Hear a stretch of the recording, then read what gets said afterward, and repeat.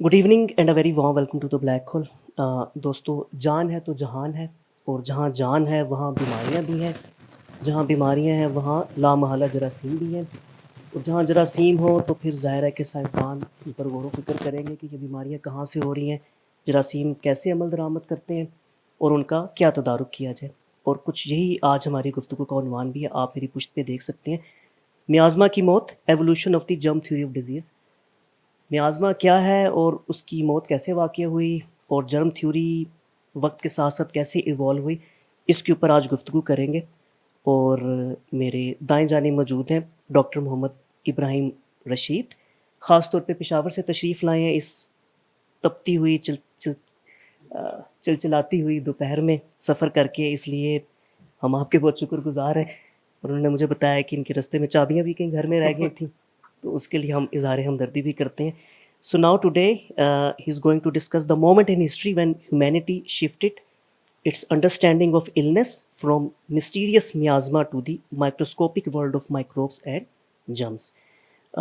Doctor Mohammad Ibrahim की biotechnology में doctorate है, और आप वर्चुअल यूनिवर्सिटी में एज असिस्टेंट प्रोफेसर दरसो तदरीस से वाबस्ता हैं। आप सब लोगों की आमद का शुक्रिया। आप और मैं इकट्ठे बैठ के उस मौजू को आप समझने की कोशिश करेंगे, लेकिन उससे पहले please turn your cell phone to silent mode so that there is no distraction. और ये मैंने अपना जो सेल फोन है वो साइलेंट मोड पे कर लिया है, प्लीज़ आप भी कर लें।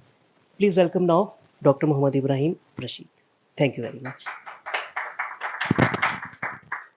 थैंक यू जी। जैसे टाइटल है स्टार्ट कर। ठीक है।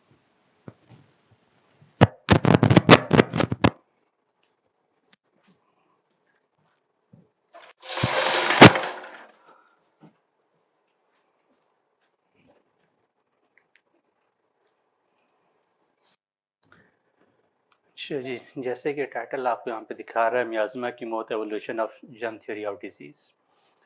ये जो दो मोटे मोटे लफ्ज़ हैं, मियाज़मा और जर्म थ्योरी, इन पे हम बाद में आते हैं। हम पहले देखते हैं कि हम असल में आज बात कर क्या रहे हैं। कहते हैं मिर्ज़ा गालिब के ज़माने में दिल्ली में हैज़े की वबा फूटी थी, तो उनके एक दोस्त ने ख़त लिख के उनसे पूछा कि भाई क्या हालात हैं, आप खैरियत से हैं, वबा कम है, ज़्यादा है? तो मिर्ज़ा गालिब के जो ख़तूत वैसे भी मशहूर होते हैं, हम सब ने उर्दू की किताबों में पढ़ा होगा कि बड़े पुरमज़ा अंदाज़ में मुश्किल से मुश्किल हकीकत भी बयान करते थे। तो उन्होंने लिखा कि वबा को क्या पूछते हो, वबा थी कहाँ की, लिखूँ कि अब कम है या ज़्यादा है। एक 64 बरस का मर्द, एक और नहीं 66 बरस का मर्द और 64 बरस की औरत, इन दोनों में से कोई एक भी मरता तो जानते हैं कि हाँ वबा आई थी, तुफ बरी वबा, यानी अपने और अपनी बेगम के बारे में कह रहे हैं कि जी हम दोनों तो बच गए, बाकी कोई मरे ना मरे उसका हमें क्या। कहने को तो ये उन्होंने मज़ाहिया अंदाज में बात कर दी थी। हैज़ा एक बहुत सीरियस बीमारी रही है थ्रू आउट ह्यूमन हिस्ट्री। हैज़े के बारे में आप सारे जानते होंगे, दस्त आते हैं, सारी चीज़ें होती हैं। हैज़े की जो आखिरी बड़ी मेजर वबा आई थी वो हेटी में आई थी 2010-11 के अराउंड, जब हेटी में एक बड़ा शदीद ज़लज़ला आया था, पूरा मुल्क तबाह हो गया था, उनका सारा इंफ्रास्ट्रक्चर तबाह हो गया था। तो हैज़ा एक सीरियस बीमारी है, और उसका जो जरासीम है, जो कि आज होता है कि जरासीम होता है, जिसकी वजह बनता है, वो आज भी मौके की ताक में रहता है कि जहाँ पे ज़रा से भी इंफ्रास्ट्रक्चर में कोई इशू हो, पीने के पानी की क्वालिटी में कोई इशू आए, तो हैज़ा फौरी तौर पे होना शुरू हो जाता है। आज की जो हमारे ममदू हैं वो जॉन स्नो हैं। ये गेम ऑफ थ्रोन्स वाले जॉन स्नो नहीं है, अगर आप में से किसी ने गेम ऑफ थ्रोन्स देखा हुआ है, क्योंकि ये तो ना ही Lord commander of nights watch थे और ना ही किंग इन द नॉर्थ थे। बुनियादी तौर पे जॉन स्नो साहब जो है ब्रिटिश डॉक्टर थे, जो कि लेट 1800s में, जिन्होंने हैज़े के ऊपर बहुत ज़्यादा काम किया, और he is considered as father of epidemiology. Jon Snow साहब जो हैं अर्ली 1800s में, अराउंड 1830 टू 1831 में, एक फिजिशियन थे ब्रिटिश, डॉक्टर हार्ट कासल, उनके शागिर्द थे, उनके पास सीख रहे थे। तो उस वक्त लंदन में, बल्कि इंग्लैंड में ओवरऑल हैज़े की एक वबा चल रही थी। 6 महीने तक वो वबा चली। तो डॉक्टर हार्ट कासल ने जॉन स्नो को कहा कि जी आप भी लग जाए मरीज़ों के साथ, उनकी देखभाल करें। अच्छा, ये वो टाइम है कि माइक्रो जो जरासीम है, माइक्रोब्स, वो डिस्कवर हो चुके हैं। तो उनको डिस्कवर हुए हुए तकरीबन कोई 200 साल से ऊपर का अरसा गुजर चुका था, लेकिन किसी को पता था कि जरासीम बीमारी के नहीं करते। تو خیر ڈاکٹر ہارٹ کاسل نے جان اسنو کو کہا کہ جی آپ بیماریوں پیشنٹ سے بیمار جو ہیں ان کی دیکھ بھال کریں اور ان کا خیال کریں. اور 6 مہینے بعد یہ وبا ختم ہو گئی. اب کسی کو یہ نہیں پتا تھا کہ شروع کیسے ہوئی اور کسی کو یہ نہیں پتا تھا کہ ختم کیوں ہو رہی ہے، لیکن 6 مہینے میں اس نے 50,000 بندہ جو ہے ان کی جان لے وبا ختم ہو گئی تھی. اسی طرح سے اچھا اس سے پہلے کہ ہم ڈیٹیل میں جائیں ہم یہ بات کر لیتے ہیں کہ ہیضہ کیا. ہیضہ ایک بیکٹیریل انفیکشن ہے جو کہ ہماری آنتوں میں ہوتا ہے. یہ بیکٹیریا قومی کی شیپ میں تھوڑا سا کروڈ ہوتا ہے. اس کی ایک جو ہوتی ہے فلیجلا جس کو ہم کہتے ہیں، جس کی مدد سے حرکت کرتا ہے. آج ہمیں پتہ ہے کہ یہ جراثیم جو ہے پانی کے ذریعے آتا ہے، ہم لوگوں کو بیمار کرتا ہے. اس میں بہت ساری وہ آتی ہیں. بیماری کا طریقہ کار کیا ہے؟ کسی نے کوئی ملاوٹ والا گندا پانی پیا کسی بھی وجہ سے، جراثیم اس کی آنتوں میں گیا، وہاں پہ جا کے اس نے افزائش کرنی شروع کر دی. 1 سے 2، 2 سے 4، 4 سے 8، 8 سے 16، 16 سے 32 ہوتے ہوتے 1 گھنٹے میں جو ہے نا وہ اربوں کی تعداد میں ایک جراثیم سے اربوں جراثیم بن جاتے ہیں. اب ہوتا کیا ہے کہ یہ جو جراثیم ہے ایک زہر بناتا ہے جس کو ہم کہتے ہیں کولرا ٹاکسن. آپ کو ادھر یہاں پہ نظر آ رہا ہے چھوٹا سا. یہ ٹاکسن بنیادی طور پہ کرتا کیا ہے کہ ہماری جو آنتیں ہیں، بڑی آنت اور چھوٹی آنت، اس میں جو ہوتا یہ ہے کہ ہمارا جو کھانا ہم کھاتے ہیں وہ منہ میں اور معدے میں ہضم ہوتا ہے. ہضم ہونے کے بعد ہماری آنتوں میں جذب ہونا شروع ہو جاتا ہے. تو اس میں پانی بھی، وائٹامنس بھی ہوتے ہیں، پروٹین بھی ہوتے ہیں، کاربوہائیڈریٹس بھی ہوتے ہیں، وغیرہ وغیرہ جتنے بھی اجزاء جراثیم افزائش اس نے کر لی ہے بے تحاشا. اس نے زہر بھی بنانا شروع کر دیا. اب یہ زہر جو ہے ہمارے جو انٹسٹائن کے سیلز ہیں ان کے آپس کی کمیونیکیشن نیٹ ورک کو ہیک کرتا ہے اور ان کو یہ حکم دیتا ہے ایکسکیوز می کہ آپ کے پاس آنتوں کے اندر جو ہے پانی کی شدید کمی ہے. آپ کے پاس جتنا پانی ہے وہ آنتوں کے اندر جمع کرنا شروع کر دیں، ریلیز کرنا شروع کر دیں. تو اب ہوتا کیا ہے کہ جی سیلوں کو نہیں پتا کہ جو ان کی آپس کی کمیونیکیشن نیٹ ورک ہیک ہو چکا ہے. وہ سمجھتے ہیں کہ جو واقعی میں شارٹیج ہوگی پانی کی. اپنے پاس جتنا پانی موجود ہوتا ہے، اپنے دائیں بائیں جتنا پانی موجود ہوتا ہے، سارا پانی پکڑ کے ہماری آنت کے اندر ڈالنا شروع کر دیتے ہیں. تو بیسکلی جو ڈیا ہوتا ہے وہ اس وجہ سے ہوتا ہے کہ بیکٹیریا نے ٹاکسن کی مدد سے کمیونیکیشن نیٹ ورک ہے وہ ہیک کر لیا.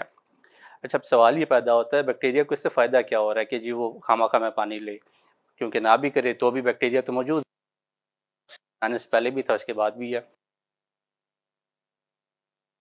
وہ اس طرح سے ہے کہ بیکٹیریا جو ہے ایک پیشنٹ کے اندر اپنے آپ کی اپنی آبادی بڑھاتا ہے. اور جب اس کو لگتا ہے کہ آبادی بہت زیادہ ہو گئی ہے، اس پیشنٹ سے نکل کے ہمیں باہر نکلنا ہے، تو باہر نکلنے کا راستہ یہ ہے کہ وہ ڈائریا کے ذریعے جو جراثیم ہے وہ اپنے پیشنٹ سے باہر نکلتا ہے. اب یہ جو ڈائریا کا جو وہ ہے جراثیم، وہ گندے پانی سے ہوتے ہوئے اگر کہیں پہ صاف پانی میں ملاوٹ ہو جاتی ہے تو پانی پینے والا بندہ جو یہ تو اس کا طریقہ کار ہے. یہ انہوں نے ہیک کر لیا. چلتے ہیں. اچھا میازما تھیوری کیا ہے؟ جیسے پہلے بھی تھوڑے دیر پہلے بتایا تھا، میازما ایک پرانا ڈاگمیٹک بلیف تھا کہ جی جو آپ کے پاس ماحول ہے اس میں آپ کے پاس قبریں بھی ہوتی ہیں، کہیں پہ آپ کے پاس لوگ دفناتے تھے، کہیں نہیں دفناتے تھے، کوڑا کرکٹ جمع ہو جاتا تھا اور اس قسم کی گندگی جمع ہوتی تھی. اس سے جو بخارات نکلتے ہیں، اس سے جو گیسیں نکلتی ہیں، جس سے جو بدبوئیں نکلتی ہیں، وہ اصل میں بیماری کا باعث ہوتی تھیں. اب اگر ہم دیکھیں تو حفظان صحت کے اصولوں کے تو یہ بڑی صائب قسم کی تھیوری ہے کہ بھی آپ صاف ستھرے، آپ کو گندی بو نہیں آئے، کوئی چیز نہیں آئے تو آپ صاف ستھرے ماحول میں ہیں تو آپ نہیں ہونی چاہیے. لیکن اصل میں ایسا ہوتا نہیں تھا. ہمارے پاس جراثیم جیسے میں نے پہلے بتایا کہ اینٹونی وان لیون ہک نے جو ہے اراؤنڈ 1600 میں مائکروسکوپ بنا کے جراثیم پہلی دفعہ دریافت کیے تھے، اور 1800 آتے آتے 200 سال سے اوپر ہو چکے تھے کہ ہمیں پتہ تھا کہ جراثیم ہوتے ہیں. لیکن جراثیم بیمار بھی کر سکتے ہیں کہ کسی انسان کو، کسی بڑے جاندار کو. یہ کسی کے وہم و گمان میں بھی نہیں تھا اس وقت. کیوں نہیں تھا؟ کیونکہ جراثیم ہم سے بھاگ چھوٹا ہوتا ہے اور اتنا سے ننھا سے جاندار جو ہے اتنے بڑے جاندار کو کیسے بیمار کر سکتا ہے. تو کوئی یہ سوچنے سمجھنے کے قابل نہیں تھے اس بات کو. خیر آگے چلتے ہیں. اچھا 1800 میں جو انڈسٹریل ریولوشن ہے برطانیہ میں، وہ بڑی تیزی کے ساتھ چل رہا تھا. وہ پوری دنیا سے جو ہے نا وہ قبضہ بھی کیا ہوا تھا. امریکہ پہ بھی قبضہ، ادھر بھی قبضہ، ادھر بھی قبضہ. ہر جگہ سے وسائل لوٹ کے لے کر آ رہے تھے اور اپنی انڈسٹریاں لگا رہے تھے. تو لندن جو ہے اس وقت کے بڑے شہروں میں سے ایک شہر تھا دنیا کے. آبادی بے تحاشا تھی. لوگ جو ہیں گاؤں سے اٹھ کے شہروں میں آ رہے تھے. اور اتفاق کی بات ہے اس بڑے شہر میں سیوریج سسٹم ایگزسٹ ہی نہیں کرتا تھا. پورے لندن میں لوگوں نے اپنے گھر کی بیسمنٹ میں گٹر بنائے ہوئے تھے یا گلیوں میں گٹر بنے ہوئے تھے. تو جو ان کے جو گندگی ہوتی تھی وہ اٹھا کے جو ہے نا وہ گٹر میں چلی گئی. جس گھر میں گٹر نہیں ہو اس نے اٹھا کے باہر گلی میں پھینک دی.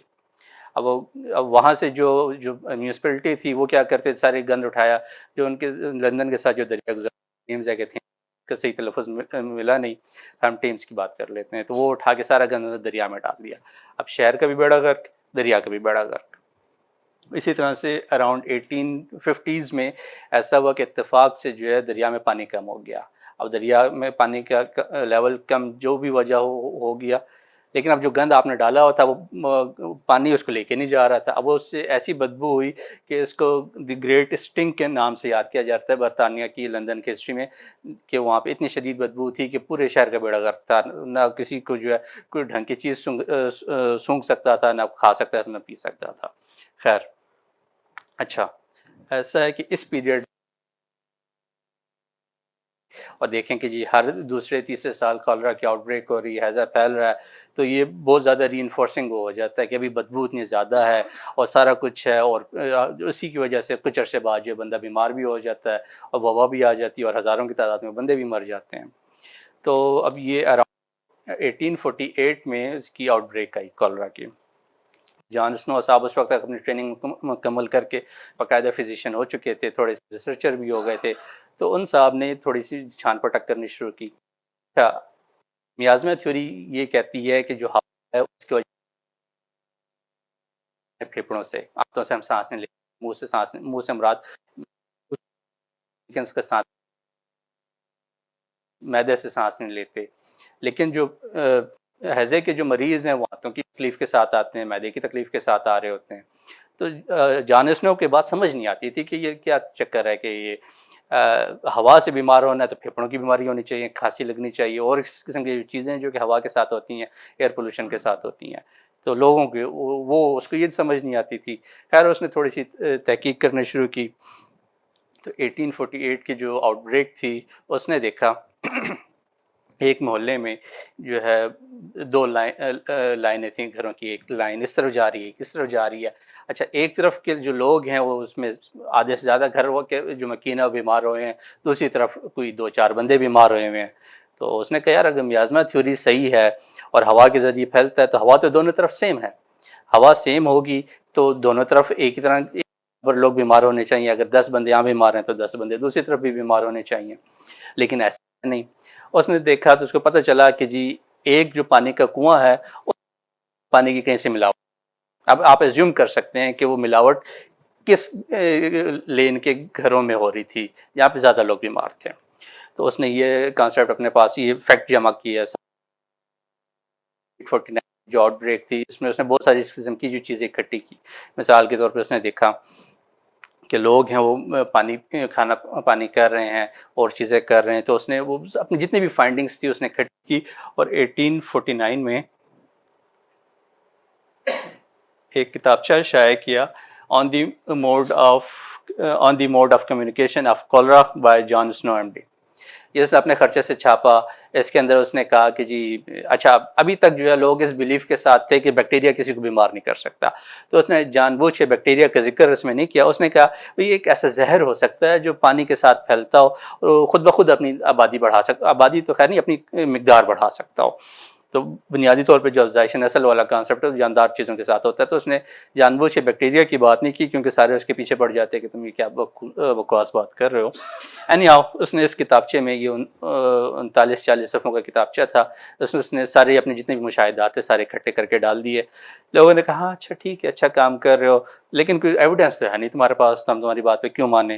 خیر وہ بیچارہ لگا رہا. اگلے 5 سال اس نے پھر اس چیز کے اوپر کام کرتے کرتے گزار دیے جو اس نے پچھلے 2 سالوں میں جو اس نے مشاہدے کیے تھے.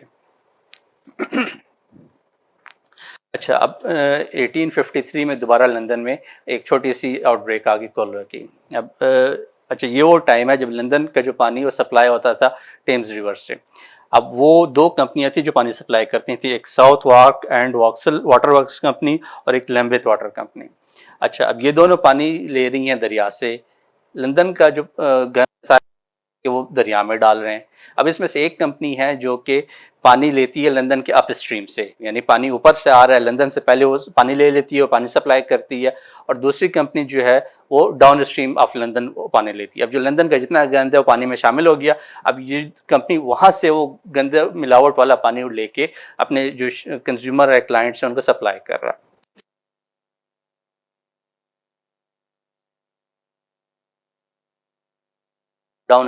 ڈاؤن اسٹریم کیونکہ گندا پانی شامل ہو رہا ہے. ٹھیک ہے، پہلی والی کمپنی جو ساؤتھ وارک اینڈ واکسل کمپنی یہ ڈاؤن اسٹریم ہے، لیمنتھ کمپنی جو ہے یہ اپ اسٹریم ہے. اچھا، سوری 1853 چھوٹی سی آؤٹ بریک آئی.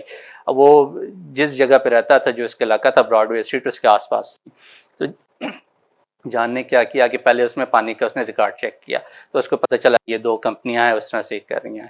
تو اس کو یہ پتہ چلا کہ جی جو لوگ جو ہیں ساؤتھ واک اینڈ واکسل کمپنی کا پانی پی رہے ہیں وہ 30 گنا زیادہ بیمار ہو رہے ہیں ایز کمپیئر ٹو جو یہ لمبت کمپنی کا پانی پی رہے ہیں، کیونکہ اس کی وجہ obvious یہی ہے کہ وہ گندا پانی پی رہے ہیں جس کے اندر جراثیم موجود ہے. اچھا، اس نے یہ بھی اس میں کیا، اس نے فگر بھی دیا تھا، کچھ 287-88 بندے تھے جو کولرا کا بیمار ہوئے اور مر گئے، جو واکسل کا پانی پی رہے تھے، کچھ بندے تھے جو لمبت کا پانی پی رہے تھے. اچھا خیر، اب یہ بھی اس نے ڈال دیا، لیکن پھر اس کی بات کوئی نہیں سن رہا تھا بیچارہ، ساری زندگی یہی چیختا رہا کہ ابھی پانی صاف پیو، لیکن اس کی کسی نے بات نہیں سنی. خیر، اچھا یہ اس نے پھر میپ بنایا کہ جی کہاں پہ ہے اور کون سا پانی مل رہا ہے اور کس طرح سے ہے. اچھا، یہ براڈ وے اسٹریٹ کے یہ پمپ ہے، واٹر پمپ، جو کہ آج بھی انہوں نے ایز اے یادگار کے طور پہ رکھا ہوا ہے.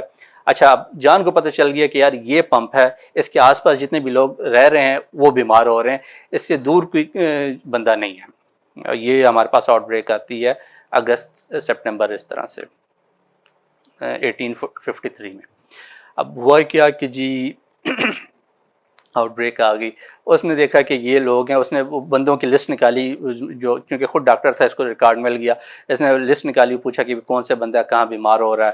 اس کے پاس گیا، پتہ کیا کہ جی اس میں سے تقریباً 90% بندے وہ ہیں جو کہ براڈ وے اسٹریٹ کے اوپر رہ رہے ہیں، اسی پمپ سے پانی پی رہے ہیں. 10% وہ ہیں جو کہ یہاں پہ رہتے نہیں ہیں. یہ ان سب کے گھر گیا، سب سے جا کے معلومات کی، تو پتہ چلا کہ آدھے تو وہ ان میں بچے تھے جو کہ اس راستے سے گزر کے اسکول جاتے تھے اور اس ہینڈ پمپ سے پانی پیتے تھے، اور آدھے وہ لوگ تھے جو یہاں پہ رہتے تو نہیں تھے، نہ یہاں سے گزرتے تھے، لیکن ان کو اس کنویں کا پانی بڑا زیادہ پسند تھا، اس کا ذائقہ. کچھ لوگ ہوتے ہیں ان کو خاص پانی کا ذائقہ پسند ہوتا تو ہوتا.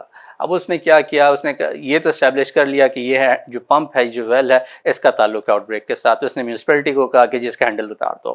انہوں نے واٹر پمپ کا ہینڈل اتار دیا اور آؤٹ بریک کنٹرول ہونی شروع ہو گئی، کیونکہ لوگ پانی پی نہیں سک رہا تھا وہاں پہ. لیکن اب اس نے کیا کیا، اب یہ تو پتہ چل گیا کہ یار یہ ہینڈ پمپ یا یہ پانی کا جو کنواں ہے اس کا کوئی تعلق ہے، لیکن پانی کے اندر جراثیم کہاں سے آیا، کیسے آیا، اب یہ ثابت کرنا ضروری تھا. اب جان صاحب نے کیا کیا کہ انہوں نے آس پاس معلوم کیا کہ گٹر شٹر ہے یہاں پہ. ان کا میونسپلٹی نے کہا بھی یہاں پہ کوئی گٹر نہیں، ہم نے عرصہ ہوا یہاں کے گٹر ختم کر دیے ہیں اور یہاں پہ جو ہے ایشو نہیں ہے. اچھا ٹھیک ہے، اس نے 2-4 جگہ زمین کی کھدائی کی، دیکھا کہ کہیں سے جو گندے پانی کا سسٹم ہے سیویج وہ تو لیک نہیں ہو رہا، وہ بھی نہیں مل رہا تھا. اچھا، جان صاحب کو سمجھنا ہے کہ چکر کیا ہو رہا ہے. خیر اسی شیشو پنج میں تھے جان صاحب کے، ان کے ایک دوست نے ان کو اطلاع دی، ان کو ریکارڈ میں پتہ چلا تھا کہ ایک چھوٹی بچی کی موت ہوئی کولرا کی وجہ سے، جو کہ بالکل براڈ وے اسٹریٹ پہ اس پمپ کے پاس ہی رہتی تھی. تو ہنری وائٹ ہیڈ نام تھا کہ پتہ نہیں کیا نام، نام بھول گیا، ہنری تھا. ہنری نے جان کو کہا کہ یار وہ ہے، یہ ایڈریس ہے، میں پہنچ رہا ہوں، تم بھی پہنچو. دونوں گئے، انہوں نے جا کے پوچھا، پتہ یہ چلا کہ وہ بچی جو ہے وہ سپٹمبر میں فوت ہوئی تھی کولرا سے. تو ماں سے پوچھا، ماں نے کہا کہ ہاں بھی میں نے بچے کے جو ڈائپر شیپر ہیں وہ میں نے گٹر میں ڈال دیے تھے، ہمارا جو گھر کے پاس جو گٹر، کبھی یہاں پہ تو کوئی گٹر نہیں، اس کا یہ گٹر ہے نا. انہوں نے گٹر کھولا، پتہ چلا گٹر جو ہے وہ اس پانی کے کنویں سے کچھ 5 سے 7 فٹ کے فاصلے پہ تھا. اور جب انہوں نے دونوں کو دیکھا تو بیچ میں جو مٹی وہ نمی بھی تھی اس میں، وہ پانی یہاں سے لیک ہو کے دوسری طرف جا رہا تھا، دوسری طرف سے پانی لیک ہو کے ادھر آ رہا تھا. تو اب یہ تو طے ہو گیا کہ جی یہ اس گٹر کی وجہ سے ہو رہا تھا. تو خیر وہ جان نے اپنی جتنی بھی ساری زندگی کی جو ریسرچ تھی وہ اکٹھی کی، اس کو جو جنرل بورڈ آف ہیلتھ تھا اس کے سامنے پریزنٹ کیا، اور جو بورڈ تھا اس نے یونینیمسلی اس کو ریجیکٹ کر دیا. تم فضول باتیں کرتے، تمہیں کچھ بھی نہیں آتا. جو بیچارہ جو ہے دل برداشتہ ہو گیا، 2 سال بعد اس کی جو ہے نا انپریسیڈنٹڈلی جلدی اس کی موت ہو گئی، مر گیا. خیر اچھا، یہ اس کی یاد میں جو نے کممیموریٹ کیا ہوا ہے کہ جی پہلی دفعہ نے کولرا پہ کام کیا، is considered as father of epidemiology. اور ایک منٹ،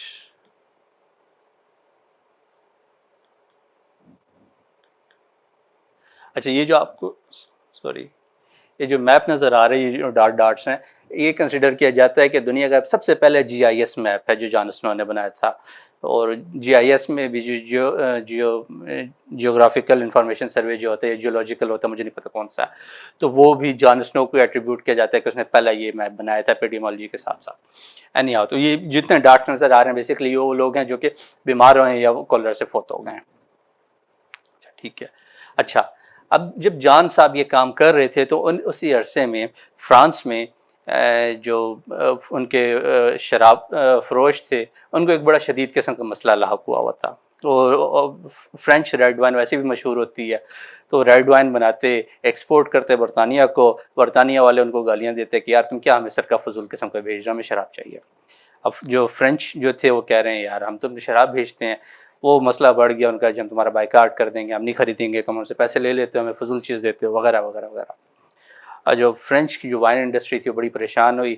وہ اس وقت جو فرانس کا بادشاہ تھا نیپولین تھرڈ، یا نیپولین کے میرے خیال میں بھانجا بھتیجا کچھ تھا، اس کے پاس گئے. اس کو کہا کہ بھی بادشاہ اسلام رل جائیں گے، ویسے بھی ہماری برطانیہ کے ساتھ ہم نے اتنے سال جنگ لڑی ہے، غیرت کا مسئلہ ہے قومی، وہ ہماری شراب کو برا کہہ رہے ہیں، وغیرہ وغیرہ وغیرہ. آپ سمجھ سکتے ہیں کہ جب جو لوگ روتے ہیں تو کس طرح سے روتے ہیں. اینی ہاؤ، تو انہوں نے جا کے کہا کہ جی نیپولین صاحب نے لوئی پاسچر صاحب کو کہا کہ جی آئیں جی مسئلہ حل کریں.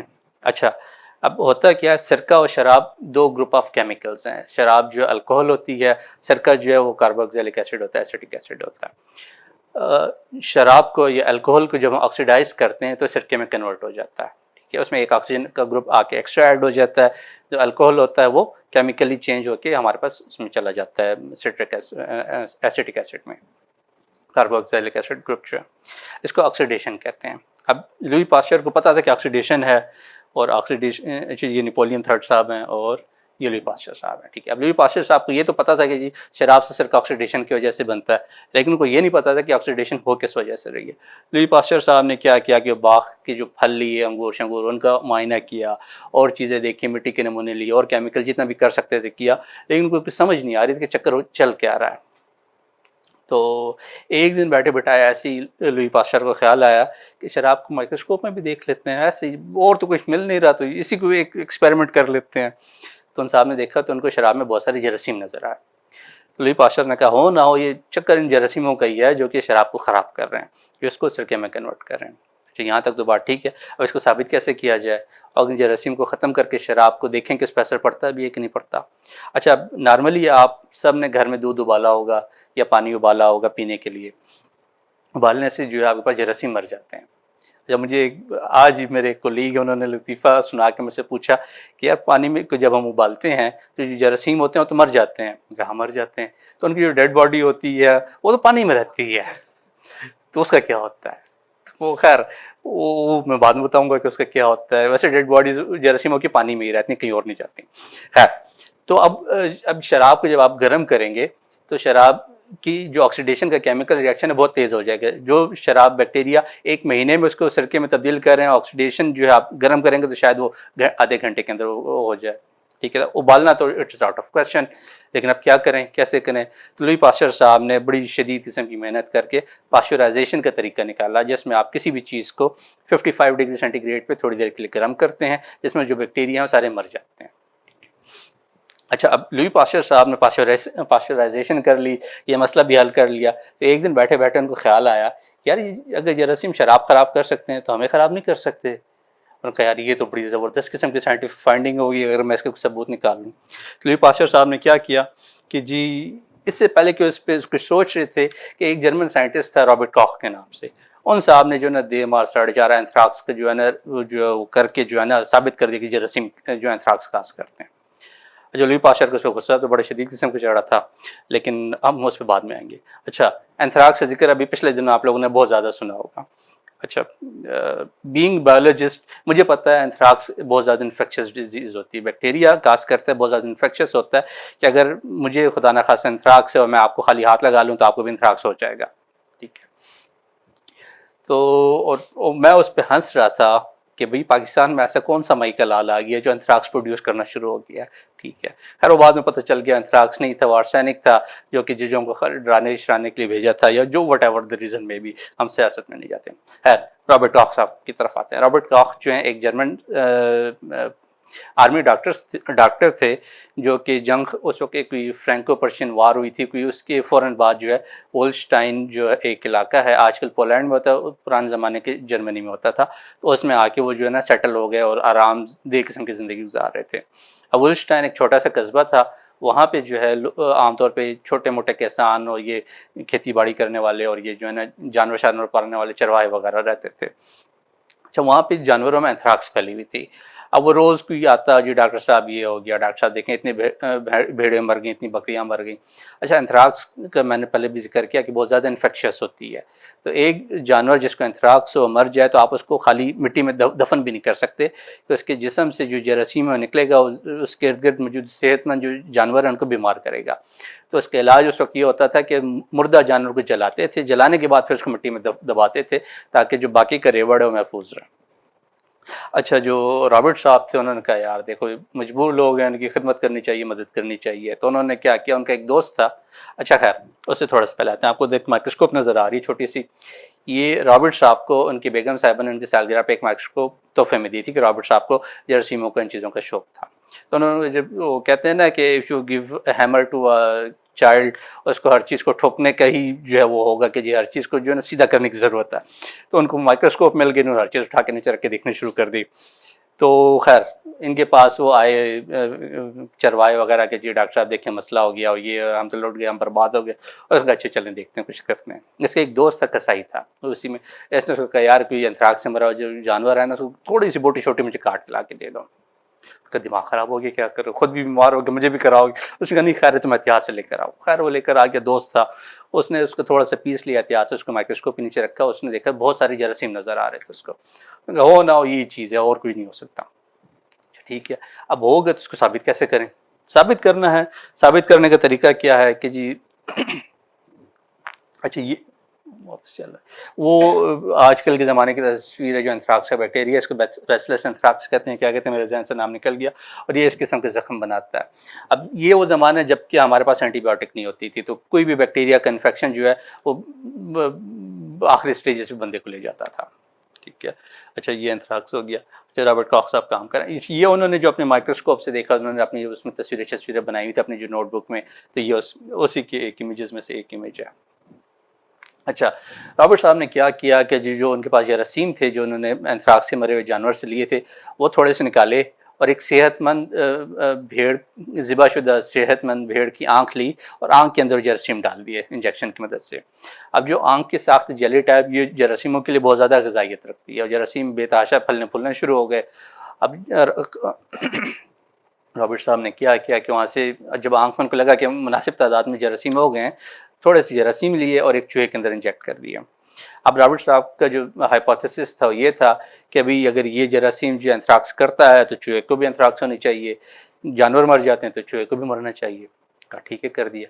اب اگر چوہا نہیں مرا تو کیا ہوگا, وہ مر گیا تو پھر کیا ہوگا. اب یہ سوچتے سوچتے ایک دو دن گزرے تھے کہ چوہا مر گیا, رابرٹ صاحب نے چھلانگیں مارنی شروع کر دی.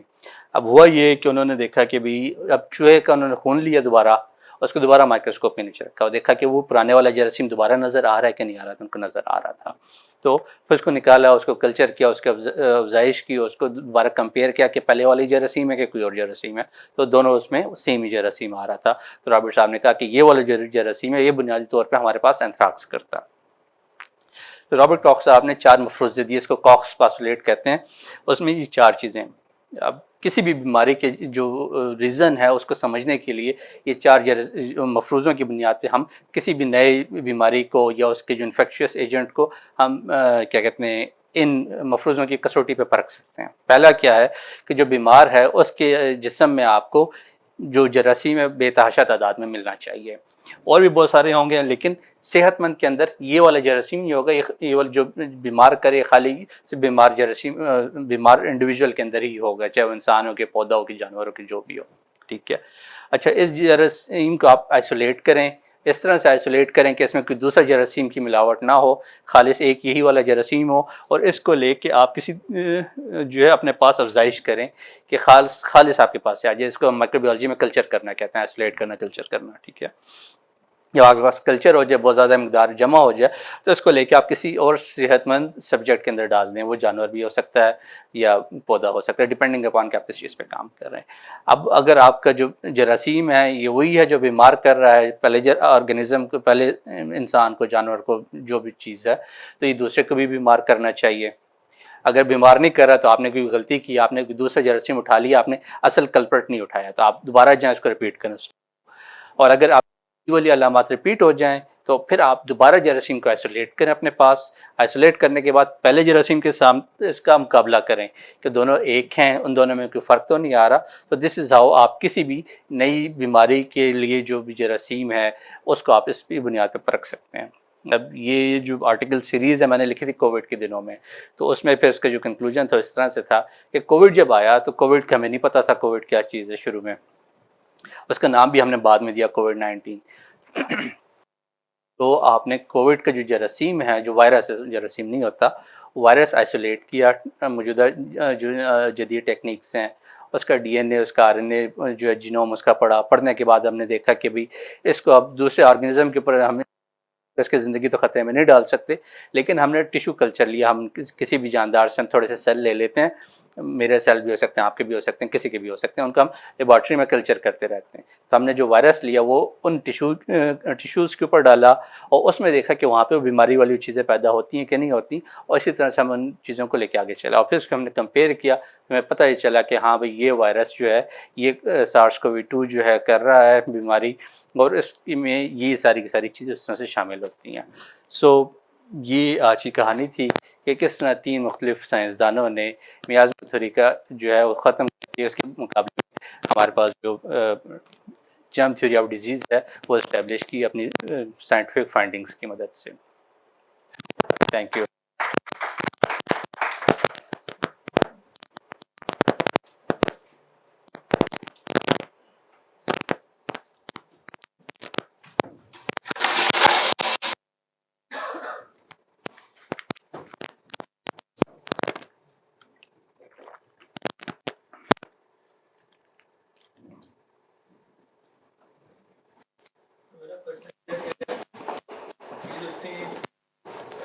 کہانی بنا کے ڈاکٹر حیدر کو دریافت کر کے اور اس کا جو ایجاد، تو جب تو اس وقت ایجاد ہو چکی تھی اس کو تو بڑا آسان تھا کہ آپ پانی، دریا کا پانی کو دیکھنا جاننا ہے تو اتنی بڑی کہانی جو کے بعد بھی پتہ لگا وہ بھی انگلینڈ والوں کو. تو یہ مجھے، اور یہ بات تو ہندوستان کے اندر ہے، یہ وجہ جو ہے ایسے کی، اگر یہ ستو پی کے نہیں سوئے ہوئے تھے تو یہاں تو میرا خیال ہے بعض علاقوں میں یہ بات پتہ تھی یہاں کے لوگوں کو کہ یہ پانی اگر ڈالا جائے تو کنویں کا پانی پھر استعمال کرتے تھے. یہاں بھی حیضوں سے بڑے بڑے وہ مسئلے. دوسرا یہ کہ میں پوچھنا تھا کہ یہ جو اپنی کرتے ہیں یہ امیبا کی طرح کرتے ہیں آپ بائیں جی وہ خود ہی ہوتا ہے، خود ہی ہوتا ہے. جراثیم ہے پیدائش خود کرتا ہے. اور جو آپ نے بات کی نا کہ وہ اس طرح سے اتنی لمبی چکر چلانے کی کیا ضرورت تھی، کان سیدھا کیوں نہیں پکڑا؟ کہ کان سیدھا پکڑنے پہ کوئی مان نہیں رہا تھا نا. وہ بیچارہ جو جان اس نے 20-25 سال ہی روتا پیٹتا رہا. بات تھی کہ خود بھی نجات ہو چکی تھی. مجھے تو نہیں سمجھ آ رہی کہ یہ 200 سال سے پہلے میں اس وقت ہاں جی اس وقت دیوار سے وہ علاج بھی کر دیا تھا. تو دوسری کہ پوری دنیا سوئی بھی تھی کیا؟ باقی انگلینڈ میں سب کچھ ہو رہا تھا، پورا ہندوستان تھا، پورا ایران تھا، پورا عرب تھا وغیرہ وغیرہ، روس بھی. اچھا یہ سارا ایسا لگتا ہے پوری دنیا سمٹ کے صرف انگلینڈ میں تھی. نہیں، ایسا ہے کہ یہ 3 بندوں نے اس پرٹیکولر اسپیکٹ پہ کام کیا ہوا ہے. اس میں سے ایک انگلینڈ میں تھا، دوسرا فرانس میں تھا، تیسرا جرمنی میں تھا. تو بھی اس وقت وہی آگے سائنٹیفک انوویشن کو بھی لے کے چل رہے تھے نا. تو وہ ہے. اچھا اس وقت کے بعد کی جو بات ہے، رابرٹ کاک صاحب جو ہیں انڈیا بھی آئے ہوئے تھے ہیضے کے اوپر ہی کام کرتے ہوئے. انہوں نے یہاں پہ بھی کام کیا تھا. مجھے ایگزیکٹ ڈیٹ یاد نہیں ہے ورنہ میں بتا دیتا، لیکن انہوں نے آئے تھے یہاں پہ انڈیا میں. اس وقت ہیضے کی وبا چل رہی تھی. دیکھیں ایک تو آپ کی نیٹو ہے کہ یہ چیز کرو گے تو یہ ہوگا، یہ کرو گے تو یہ ہوگا، اس طرح سے علیحدہ چیز ہے. یہاں پہ جو بات ہو رہی ہے وہ سائنٹیفک انڈرسٹینڈنگ کی ہے. آپ میکینزم ہے کہ کیا چیز ایکچوئل میں کاز کرتے ہیں. میں مثال دے دیتا ہوں. ہم چھوٹے ہوتے تھے تو ہمیں کہا جاتا تھا کہ جی آلو نہیں کھانا، آلو کھانے سے جو ہے رات میں ہیضہ ہوتا ہے. ٹھیک ہے, اب کافی عرصے ہم نے آلوچے نہیں کھائے, بچے ہوتے دل بڑا چاہتا تھا, لیکن بڑوں نے نہیں کھایا تو نہیں کھایا. لیکن اب وہ ایک آپ کے پاس ڈاگمیٹک بلیو ہے کہ کسی ایک بندے نے گندے پانی سے دھلا ہوا آلوچہ کھایا ہوگا یا چند لوگوں نے کھایا ہوگا, جس کی وجہ سے ہیضے کی وہ یہ ایسوسیشن ہو گئی کہ یہ آلوچے کھائیں گے تو ہیضہ ہوگا. تو یہ ایسوسیشن بہت ساری چیزوں میں آ جاتی ہے, جو کبھی ٹھیک بھی ہوتی ہے, کبھی ٹھیک نہیں بھی ہوتی. ایکچوئل میکینزم پہ جاتے ہیں, اس کے ایکچوئل کلپرٹ کے اوپر کام کرتے ہیں سائنٹیفکلی, کہ کوئی اس کو ریفیوٹ نہ کر سکے, تو وہ اس کا طریقہ یہی والا ہے جو ان تین. باقی کی بات کہ جی وہ بدبو ہوتی ہے, گندگی ہوتی ہے, اس سے لوگ بیمار ہوتے ہیں, یہ اس وقت ایک ویل اسٹیبلشڈ سائنٹیفک فیکٹ تھا. میں اس زمانے کی بات کر رہا ہوں کہ وہ کہتے ہیں 2000 سال سے ہمیں پتہ ہے کہ جو گندی ہوا ہے اس سے لوگ بیمار ہو رہے ہیں, تم نئے آ گئے ہو کہ تم کیا جو 8 دن ہوتی تمہیں. سو بیسیکلی یہ ہوتا ہے کہ آپ اسٹیبلش جو پیراڈائم کو چیلنج کر رہے ہوتے ہیں تو لوگ تسلیم نہیں. آپ اپنے سوسائٹی میں دیکھ لیں, آج نہیں لٹ لے کے آپ کے پیچھے نہیں پڑیں گے.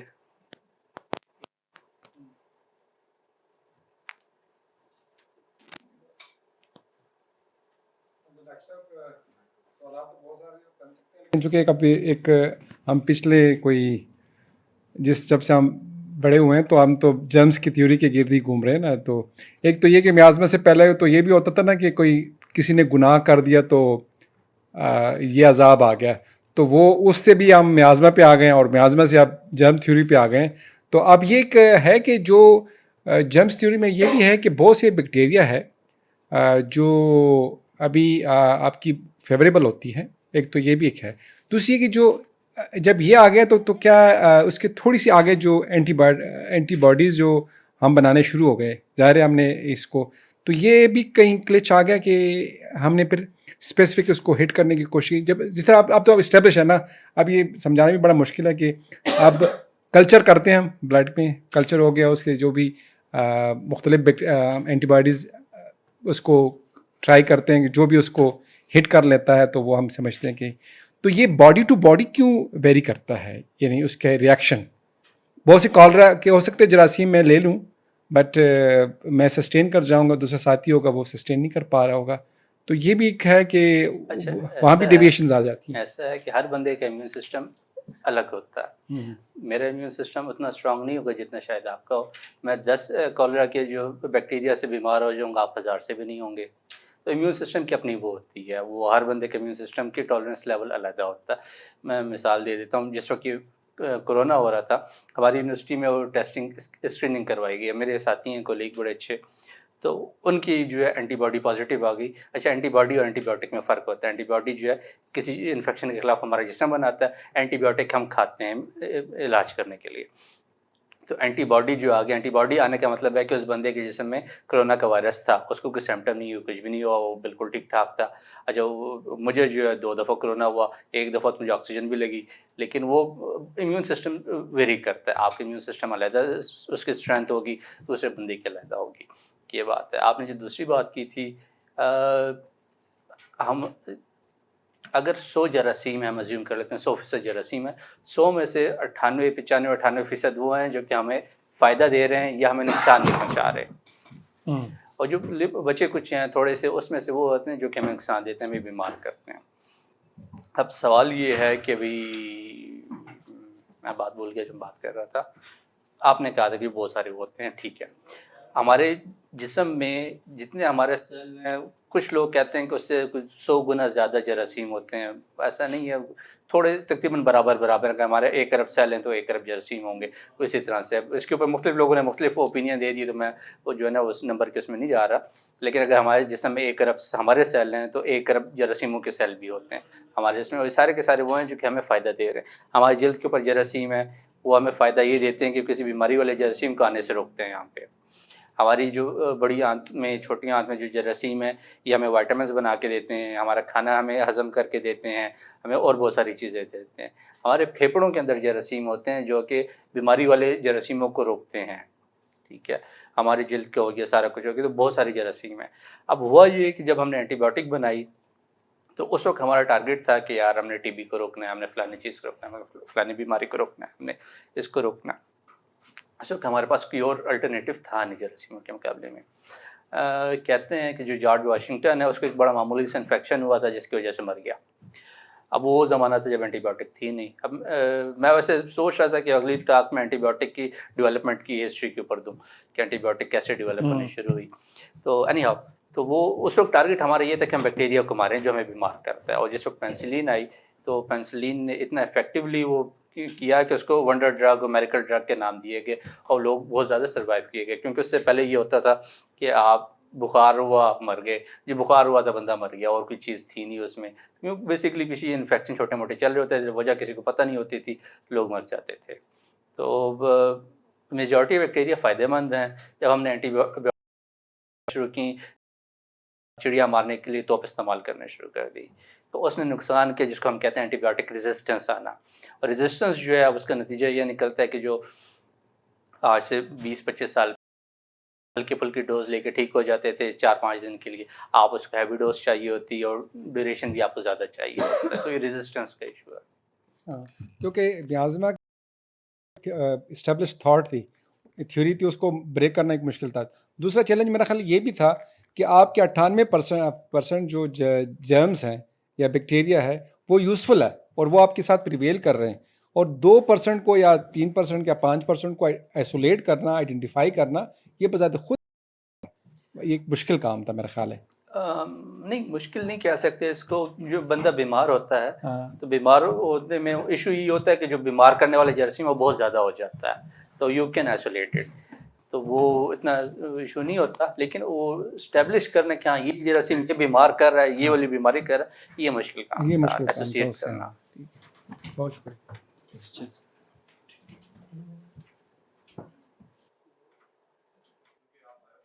فیلڈ سے تو میں یہ پوچھنا چاہ رہا تھا کہ اب کچھ لوگ جو ہوتے ہیں نا F S C pre medical کرنے کے بعد بایو ٹیکنالوجی کی سائٹ پر جاتے ہیں, تو ان نوجوانوں کو آپ کا کیا پیغام ہے, اور اگر وہ بایو ٹیکنالوجی کی فیلڈ جوائن کرتے ہیں تو اس سے وہ فیوچر میں مطلب کن شعبوں میں جا سکتے ہیں؟ پہلا سوال یہ ہے. اور دوسرا سوال بھی بایو ٹیکنالوجی سے ریلیٹڈ ہی ہے کہ آج کل جو بایو ٹیکنالوجی ہے وہ کن شعبوں میں کام کر رہی ہے اور اس کا ہیومینٹی کو کیا بینیفٹ ہو رہا ہے؟ Thank you. اچھا, پہلے سوال کا پہلا پارٹ جو ہے کہ بایو ٹیکنالوجی کرنی چاہیے, تو بالکل نہیں کرنی چاہیے. پاکستان میں آپ کے پاس جابس نہیں, انڈسٹری نہیں ہے. انڈسٹری جو ہے جاب لے کر آتی ہے. تو میں بڑا جنونلی کہہ رہا ہوں, میرے پاس کوئی آتا ہے کہ جو میں بایو پڑھنا چاہتا ہوں تو میں اس کو کہتا ہوں کہ نہیں کرو. ہمارے پاس 3 میجر ایریاز ہیں.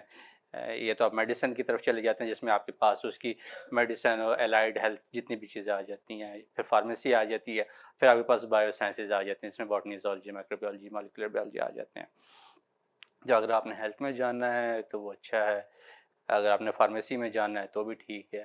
بایو ٹیکنالوجی اور سائنسز میں آ جاتے ہیں تو آپ کو یا تو یونیورسٹی میں پڑھانا ہوگا یا پھر آپ کسی مشکل سے کسی ریسرچ ادارے میں لگ جائیں گے. جابس نہیں ہیں. میں بڑا یعنی مطلب آنیسٹ ٹو گاڈ یہ میری اوپینین ہے. میں ہر بندے کو کہتا ہوں کہ آپ بایو نہ کریں اگر آپ نے پاکستان میں رہنا ہے. اگر آپ غلطی سے آ گئے ہیں تو پھر آپ جو ہیں فیلڈ کون سی دیکھنی ہے. فیلڈ اس میں پھر ہر بندے کا اپنا ایپٹیٹیوڈ ہوتا ہے. کینسر ایک بہت ہارڈ ٹاپک ہے, لوگ کینسر پہ کام کرتے ہیں. مجھے کینسر پہ کام کرنے کا کوئی شوق نہیں ہے. میں ساری زندگی انسانوں پہ کبھی کام نہیں کیا. میرا کام کا فوکس جو جراثیم رہے, مجھے جراثیم پسند ہے, ان کے ساتھ کام کرنا پسند ہے. ہر بندے کا اپنا اپنا حساب کتاب ہوتا ہے. اچھا, بایو ٹیکنالوجی کن ایریاز پہ کام کر رہی ہے, اس کا فائدہ کیا ہے؟ بایو ٹیکنالوجی جو ہے آپ کے پاس آپ کو اچھی ییلڈ والے کراپس دیتی ہے, آپ کو ڈیزیز ریزسٹنٹ کراپس دیتی ہے, آپ کو اچھے میٹ, ایگ اور ملک کی آؤٹ پٹ والے جو ہے جانور دیتی ہے, آپ کے اچھے کپڑے دیتی ہے. میں مثال کے طور پہ ایک اسٹڈی تھی, اب میرے ذہن میں نہیں آ رہی اس کی ڈیٹیل. یہ جو اب جینز ہے اس کے اندر بھنگ کا جو فائبر ہے وہ استعمال ہونے لگا ہے, ٹھیک ہے, کاٹن کے ساتھ ساتھ. تو یہ بیسکلی بایو ٹیکنالوجی کی وہ ہے کہ آپ نے ان 2 سورسز کو اکٹھا کر دیا. وہ جو ہائبرڈ جو جینز بن رہی ہے وہ زیادہ ڈیوریبل ہے, زیادہ وہ انڈیورنگ ہے اور زیادہ اچھا چلتی ہے. یہ تو بڑا بیسک قسم کا ہے. جو زیادہ ایڈوانس ہے آپ کے پاس نہیں, میڈیسنس کے اوپر کام ہو رہا ہے, آپ کے پاس پرسنلائز میڈیسن کے اوپر بہت زیادہ کام ہو رہا ہے کہ مثال کے طور پہ اگر مجھے کوئی بیماری ہے تو میرے ڈی این اے کو، میرے جینوم کو پڑھنے کے بعد میرے لیے ٹیلر میڈ جو ہے وہ دوائی دی جائے جو اسپیسیفکلی میرے لیے ہو اور مجھے ٹھیک کر سکے. اس کے علاوہ اور بھی بہت ساری فیلڈز ہیں. اب ہر بندے کے اپنا اپنا ایپٹیٹیوڈ ہوتا ہے کہ کون کس میں کیا کام کرنا چاہ رہا ہے. سر یہ کلوننگ کے بارے میں بتائیں. ہماری کتاب میں ایک چیپٹر ہوتا تھا کلوننگ کا، تو اس میں وہ ایک سائنٹسٹ کا ذکر تھا کہ شاید انہوں نے شیپ بنائی تھی نا. تو آج کل اس پہ کیا کام ہو رہا ہے اور اس کو کیوں بند کر دیا گیا ہے؟ کلوننگ کس نے کہا کہ بند ہو گیا یار؟ سنا ہے ایسا. کس اب نے مجھے کہا؟ ایگزیکٹلی نہیں اچھا پتا ٹھیک کیونکہ ہے، میں بایولوجی کا بندہ نہیں ہوں. Otherwise I would have quoted the resources. Cloning جو ہے وہ بند نہیں ہوئی ہے. عام طور پہ ہوتا یہ ہے کہ آپ جو ہیں اپنے اسکل ڈیمانسٹریٹ کرنے کے لیے کام کر دیتے ہیں.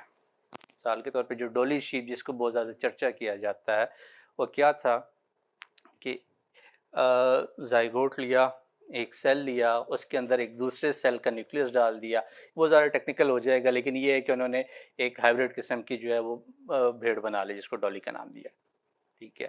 وہ بیسکلی ڈالی بنانا جو ہے وہ اٹ سیلف کوئی اتنا کمال کی چیز نہیں تھی. وہ یہ ڈیمانسٹریٹ کیا جا رہا تھا اس گروپ کی طرف سے کہ ہمارے پاس ٹیکنیکل ایکسپرٹیز اتنی ہے کہ ہم یہ کام کر سکتے ہیں. ٹھیک ہے. اب یہ جو ہے اب مجھے ایگزیکٹلی ٹائم پیریڈ یاد نہیں، میرے خیال میں 1990s میں ڈالی بنی تھی. ڈیٹ ایگزیکٹلی مجھے یاد نہیں، میں ڈیٹس مجھے یاد نہیں رہتی اور نہ میں یاد رکھتا ہوں. جب میں پڑھاتا ہوں تو مجھے خود یاد رکھنے کی ضرورت نہیں ہے، اسٹوڈنٹس کو یاد رکھنی ہوتی ہے. اینی ہاؤ تو 1990s میں ہوئی تھی. تو وہ انہوں نے اس وقت اسٹیبلش کر دیا کہ بھی ہمارے پاس یہ اسکل سیٹ ہے، ہم یہ ٹیکنالوجی رکھتے ہیں، ہم یہ کام کر سکتے ہیں، ہمارے پاس اتنی ٹیکنیکل ایکسپرٹیز ہیں. اب دوبارہ ہمیں ایک نئی ڈولی بنانے کی ضرورت نہیں ہے. ٹیکنالوجی انہوں نے ڈیمانسٹریٹ کر دی، انہوں نے اس کا آرٹیکل چھاپ دیا، دنیا نے پڑھ لی، دنیا نے سمجھ لی. اب اس کی ضرورت نہیں ہے. اب آپ کے پاس کیا ہوتا ہے، ریجنریٹو جو میڈیسن ہے اس میں آپ کے جو آرگنز ہیں وہ بنائے جاتے ہیں. ٹھیک ہے. اب آپ کو مثال کے طور پہ آپ نے کسی بھی بندے کا خدا نخواستہ گردے دونوں فیل ہو گئے، اس کو کوئی ڈونر نہیں مل رہا تو کب تک ڈائلیسس پہ رہے گا. ٹھیک ہے. تو اب اس میں آج کل کی جو جدید ٹیکنالوجی ہے، آپ کے ہی جسم سے تھوڑے سے سیل لیے، ان کو اس خاص کیمیکل انوائرمنٹ دی، ان کو اس طرح سے کیا کہتے ہیں اس کو سگنل دیے گئے جو کیمیکل سگنل ہوتے ہیں کہ وہی سیل جو کہ مثال کے طور پہ آپ کی جلد کے سیل تھے انہوں نے آپ کو پورے کے پورے ایک فنکشننگ گردہ بنا کے دے دیا. اس کو ریجنریٹو میڈیسن کہتے ہیں. اب یہ اس ڈولی بنانے سے زیادہ بینیفیشل کے اوپر بہت زیادہ کام ہو رہا ہے.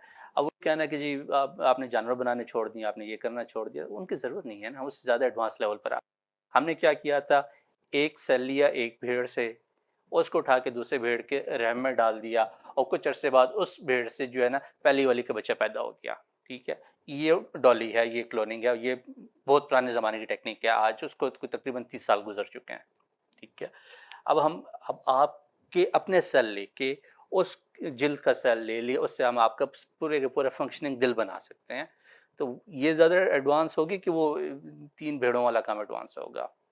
ٹھیک ہے. اور زیادہ فائدہ مند کون سا ہے؟ تو وہ یہ کہنا کہ کلوننگ بند ہوگی، کلوننگ کبھی بند نہیں ہوئی، لیکن وہ ایڈوانس کر کے فائدہ مند چیزوں میں آ گئی ہے. کچھ عرصہ پہلے تقریباً 6 ماہ پہلے 6 ماہ یا تقریباً 1.5 سال ہو گیا ہوگا اس بات کو کہ انگلینڈ میں انہوں نے یہ کیا کہ پگ ہارٹ انسرٹ کیا انسان جسم میں. تو ان کو پگ ہارٹ انسرٹ کرنے کی ضرورت کیوں محسوس ہوئی؟ اگر آپ والی بات پر عمل کیا جائے تو ہم سیلز لے کر ہارٹ بھی تو بنا سکتے ہیں. تو ان کو پگ ہارٹ کیوں انسرٹ کرنا پڑا؟ اور ابھی ریسنٹلی تقریباً 1 ماہ پرانی بات ہے کہ ایک پاکستانی لڑکی انڈیا گئی اور اس نے ہارٹ ٹرانسپلانٹ کرایا وہاں سے. تو ایسا پھر ہمیں کیوں ضرورت پڑ رہی ہے؟ اگر آپ والی بات پر عمل کیا جائے تو ہم گروتھ کر سکتے ہیں نا. یار میرے گھر والے میری بات نہیں سنتے، پاکی کی طرف سنیں گے یار. اچھا خیر سیریس.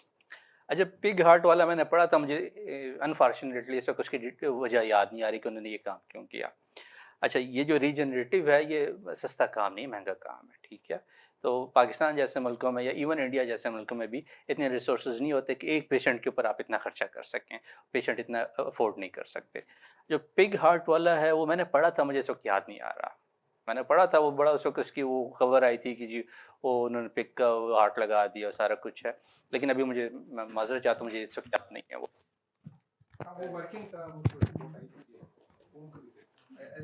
वो like initial stage पे है, like वो pig survive for like couple of weeks or something. वो sorry pig heart वाला जो जी वो पेशेंट कुछ अर्से सर्वाइव किया था, माइक ले लें। जी जी थैंक यू। तो ये जो ऑर्गन वाला है ये भी it's they are working on it, यानी इट्स नॉट फुली क्लिनिकल इस वक्त उसकी मतलब एप्लीकेशन इब्तदाई stages पे। नहीं है, लेकिन रिसर्च लेवल पे डेफिनेटली होगा। They are trying some clinical applications, जिस तरह पिक की एग्जांपल है, बट दे वर्कड फॉर वो एंड स्टेट, आई बिलीव उसकी एंड स्टेज थी, there was no other option for him, so they just give him try करने के लिए, and he did survive for few weeks after that. बिल्कुल।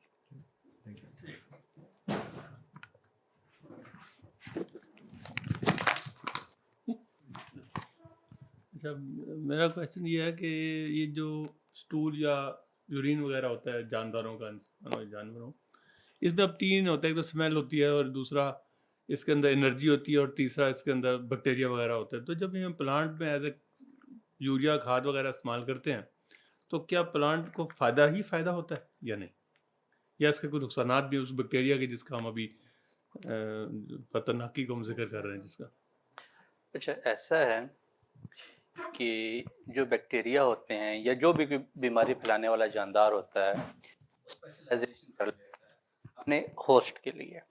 मिसाल के तौर पे आपने कभी देखा हो उनके ऊपर दाने दाने से बने होंगे उन पत्तों के ऊपर, दैट इज़ बेसिकली इन्फेक्शन। कुछ में केसेस में वो वायरल इन्फेक्शन होता है मोस्टली, कुछ केसेस में वो बैक्टीरियल इन्फेक्शन होता है। अगर आप वो पत्ता खा जाएं आपको कुछ नहीं होगा, डिस्पाइट द फैक्ट कि वो वायरस से भरा हुआ होगा, क्योंकि वो जो वायरस है वो पौधों को बीमार कर सकता है, आपको नहीं कर सकता। एक बात तो अगर ह्यूमन स्टूल में या ह्यूमन एक्सक्रीटा में अगर जो जरासीम है तो आमतौर पे वो पौधों को इस तरह से नुकसान नहीं पहुंचाते। खाद के तौर पे ना भी इस्तेमाल हो लेकिन नुकसान नहीं पहुंचाते। सर मैं जरासीम की बात कर रहा हूँ, अभी एक्सक्रीटा की बात नहीं हो रही। एक्सक्रीटा के अंदर आपके पास नाइट्रोजन होती है, नाइट्रोजन हमारी बॉडी को ज़रूरत नहीं होती, हम उसको निकाल देते हैं, प्राइमरीली नाइट्रोजन होती है। प्लांट्स को नाइट्रोजन की ज़रूरत होती है, हम अपनी नाइट्रोजन जो है प्रोटीन की शक्ल में लेते हैं, ठीक है। हम चाहे दालों से ले रहे हैं कि गोश्त से ले रहे हैं, हमारी नाइट्रोजन की ज़रूरत वहाँ से पूरी होती है। पौधे गोश्त खाते नहीं हैं, कुछ पौधे हैं जैसे पिचर प्लांट हो गया या उस किस्म के जो कि एक्चुअल में कीड़ों को पकड़ के उनको खा जाते हैं, तो अपनी नाइट्रोजन वहाँ से लेते हैं। वरना जिनको ये इस तरह से गोबर शोबर ये चीज़ें मिल रहे हैं तो वो जो है वो नाइट्रोजन सोर्स के तौर पर उनको यूज़ कर रहे होते हैं। और ये नाइट्रोजन जो है मैक्रो न्यूट्रिएंट है जिसको हर चीज़ में चाहिए होता है। हमारा डीएनए बनना है तो इसमें नाइट्रोजन लगती है, हमारे प्रोटीन के अंदर नाइट्रोजन लगती है और बहुत सारी चीज़ों में लगती है। तो ये बेसिक बिल्डिंग ब्लॉक्स में चाहिए होता है। तो अब हमारी डिस्पाइट द फैक्ट कि हमारे एटमॉस्फेयर में भी 70% से ज़्यादा नाइट्रोजन है, लेकिन कोई भी जानदार उनको डायरेक्टली इस्तेमाल नहीं कर सकता। जो पौधों को गोबर इसलिए चाहिए, हमें पौधे और जानवर इसलिए चाहिए कि हमें नाइट्रोजन चाहिए। अच्छा, आपने ना लेक्चर के दौरान ये कहा था कि आपको कॉलीग ने पता नहीं क्या बताया था कि दूध में जो बैक्टीरिया की डेड बॉडीज़ होती हैं वो तो रहती हैं, आपने उस पे मज़ीद बात नहीं की, तो अच्छा उस पे हाँ, भी ठीक थोड़ा-सा है। बात की।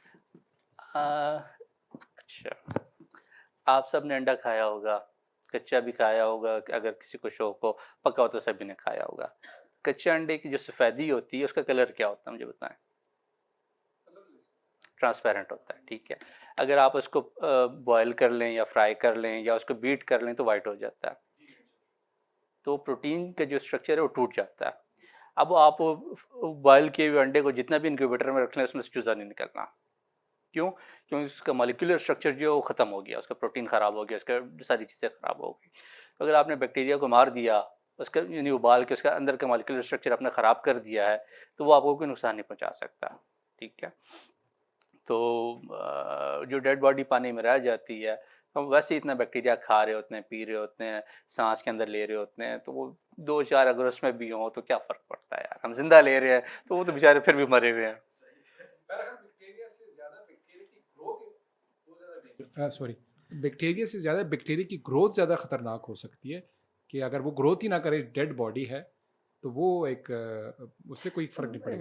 बैक्टीरिया में फ़र्क है। मिसाल के तौर पर आप जो दही खाते हैं, दही में दूध बहुत के अंदर बैक्टीरिया होते हैं जो दूध को दही में कन्वर्ट करते हैं, जी। ठीक है। तो वो आप बैक्टीरिया ही खा रहे हैं ना, वो وہ فرق اتنا ہے کہ آپ کو بیمار نہیں کرتا ہے، لیکن آپ کو جب گلا خراب ہوتا ہے تو یہ والا بیکٹیریا جو آپ کو گلا خراب کر رہا ہوتا ہے، ٹھیک ہے. تو وہ اگر وہ بہت زیادہ مقدار میں نہیں ہے، تھوڑے سے مقدار میں تو آپ کا امیون سسٹم ویسے گتیا پانچا کر دیتا ہے، لیکن اگر وہ مرا ہوا بھی ہو تو بھی کوئی فرق نہیں پڑتا. جہاں ارب سیل سے زیادہ جو ہے وہ بیکٹیریا ہمارے اندر موجود ہیں، تو 2-4 آپ نے پانی بھی لے لی تو ایسی کون سی بڑی بات ہے. ہاں لیکن یہ جو بات ہے یہ وائرس کے بارے میں اتنا ٹرو نہیں ہوگا شاید. نہیں، ہر اس کی ایک لمٹ ہوتی ہے کہ کم از کم کتنے انفیکشس ایجنٹ ہونے چاہیے. مثال کے طور پہ سالمونیلا، اب یہ میں نے اپنے ایف ایس سی میں نے سوری بی ایس میں پڑھا تھا، مجھے یہ ایگزیکٹ فگر یاد نہیں ہے. کچھ ایسے ہوتے ہیں جو اگر 10 جراثیم بھی آ جائیں تو بندے کو بیمار کر سکتے ہیں، مطلب ان کے انفیکشس پوٹینشیل اتنا زیادہ ہوتا ہے. کچھ ایسے ہوتے ہیں کہ آپ کو کم از کم 1000 بیکٹیریا چاہیے کہ آپ کو بیمار کریں، ٹھیک ہے. تو وہ بیکٹیریا ٹو بیکٹیریا یا وائرس ٹو وائرس ویری کر رہا ہوتا ہے. نہیں، میرا کوشچن یہ تھا کہ جو وائرس ہے اس کے بارے میں یہ کہا جاتا ہے کہ اٹ ڈزنٹ ڈائی، مطلب یہ مرتے نہیں ہیں. مطلب مجھے نہیں معلوم ایگزیکٹلی اس کا. بیکٹیریا تو آپ مار دیتے ہیں، مطلب بوائل نہیں، کر ہم دیتے ہیں. وائرس کو بھی مار سکتے ہیں، ایسی بات نہیں ہے. وائرس کا اصل میں ایشو یہ ہے کہ they are on the border of living and dead. They are both dead and alive at the same time. ہوتا یہ ہے کہ اگر آپ وائرس کو ایک رکھ دیں تو 1000 سال بھی پڑا رہے تو اس کو کوئی فرق نہیں پڑے گا. لیونگ سسٹم سے باہر، سیل سے باہر، کسی آرگینزم کی باڈی سے باہر جو وائرس ہے، it acts like a chemical crystal. اچھا ٹھیک ہے. تو جس طرح نمک آپ رکھیں تو 1000 سال بھی پڑا رہا ہے تو نمک نمک کی رہے گا، اس کو فرق نہیں پڑتا. تو وائرس بھی اسی طرح سے ہوتا ہے. تو اسی لیے اس کو ہم کہتے ہیں کہ بالکل لیونگ اور ڈیڈ کی باؤنڈری کے اوپر ہے. اب جب وہ لیونگ سسٹم کے اندر آ جاتے ہیں تو یہ بالکل جو ہے لیونگ آرگنزم کی طرح بیہیو کرنا شروع کرتے ہیں، ریپروڈکشن بھی کرتے ہیں، اپنی آبادی بھی بڑھاتے ہیں، اپنے کے اندر D N A R N A وغیرہ بھی ہوتا ہے، جینوم ان کا. تو ساری چیزیں ہوتی ہیں. سوال آپ کو کیا تھا، میں بھول گیا. میں کہ بیکٹیریا کے بارے میں یہ کہا جاتا ہے کہ دے اف یو بوائل مطلب مر جاتے ہیں. اچھا، وائرس کے بارے میں وائرس کا اسٹرکچر جو ہے یہ جو بیکٹیریا یا جتنے بھی آرگنزم ہیں ان سب کے اندر سیل ہوتا ہے. وائرس کا سیل نہیں ہوتا. وائرس کے اندر اس کا ایک چھوٹا سا ڈی این اے یا آر این اے کا مالیکیول ہوتا ہے، اس کے ارد گرد پروٹین کا کوٹ ہوتا ہے. اگر وائرس کو بھی ابال دینا تو اس کا پروٹین ڈی نیچر ہو جائے گا. ہو جائے گا.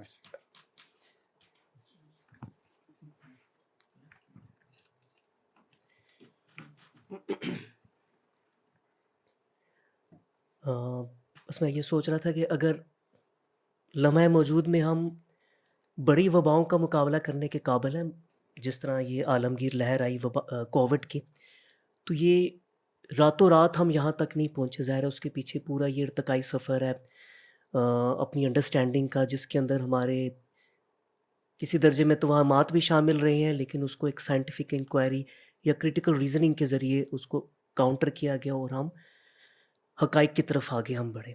تو یہ جو پورا جرنی ہے from miasma, initial concept of miasma till microbiology, اور یہ ساری جو جمپ تھیوری ایوالو ہوئی، جس طرح آپ نے اس کا پورا بڑے اچھے طریقے سے ایک ٹائم لائن بتائی، بڑی ایک سٹوری ٹیلنگ ٹیکنیک کے ساتھ. تو بس یہ اس سے ہمیں یہی ایک سبق ملتا ہے کہ ہمیں سائنٹیفک انکوائری جو ہے اس کو مقدم رکھنا چاہیے، اور اپنے جو بھی ویوز ہیں جس درجے میں بھی ہیں اس کو پرکھتے رہنا چاہیے. تبھی ہم آگے کی طرف قدم بڑھا سکیں گے، اور تبھی دنیا بھی بہتر ہو سکے گی، اور تہذیب انسانی جو ہے وہ پھر اندھیروں سے نکل کے روشنی کی طرف جائے گی. This is what I take from your talk. Thank you very much. Peshawar سے آپ آئے ہیں، اور آپ امید ہے دوبارہ جب آئیں تو دوبارہ جو ہے کسی اچھے موضوع پہ گفتگو ہو. ہاں، تھینک یو ویری مچ.